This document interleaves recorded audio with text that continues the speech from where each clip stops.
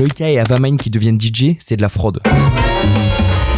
Ok, ça c'est ce qu'on entend partout, maintenant on va essayer de regarder ce qui se passe vraiment. Les clubs ne programment plus en fonction du niveau artistique, ils programment en fonction du remplissage aujourd'hui. Un programmateur se demande qui ramène du monde, qui fait consommer, qui fait du bruit sur les réseaux. Et il faut comprendre pourquoi. La majorité des clubs sont fragiles économiquement. Les loyers trop élevés, les charges qui explosent, les pressions policières, les contrôles, les normes. Tout ça fait que si un club ne remplit pas, il ferme. Donc quelqu'un qui arrive avec une audience déjà massive, c'est un pari plus sûr pour les salles qu'une personne qui, certes, peut être plus talentueuse, mais qui ne vend pas. C'est une logique économique, pas de talent. Et c'est là qu'il y a un malaise qui apparaît. Parce qu'il y a des DJ qui ont passé des années à construire leur son, à jouer dans des caves, à se faire recaler, à recommencer à exister lentement. Donc quand c'est quelqu'un qui passe devant, simplement parce que sa visibilité vient d'ailleurs, ça crée de la frustration, pas de la jalousie, de la dévalorisation. Et là, il faut préciser un truc essentiel. Avamind et Joyka n'ont pas décidé de devenir DJ après être devenus connus. Ils étaient déjà derrière les platines avant. La pratique n'est pas nouvelle. Ce qui change, c'est la vitesse d'accès à la reconnaissance. Certaines personnes construisent leur place dans la scène. Eux ont construit leur place en dehors de la scène. Puis sont arrivés avec une audience prête. C'est pas une faute, c'est un point d'entrée différent. Mais ça change ce que ça produit. Et à partir de là, il y a deux trajectoires qui sont possibles. Tu peux rester dans l'événement, jouer pour un public, reproduire ce qu'il connaît déjà, déplacer l'attention d'un endroit à un autre sans rien élargir. Ça, c'est de l'extraction. Ou tu peux choisir l'entrée culturelle, écouter ce qui se joue avant toi, te connecter aux scènes locales, montrer des lieux, des sons, des artistes que ton public n'aurait jamais rencontrés sans toi. Changer ce que les gens imaginent quand ils entendent le mot club. Ça, c'est agrandir la scène. Et c'est ça. Faire vivre une culture, pas seulement l'occuper. Donc oui, tout le monde a le droit de jouer du son.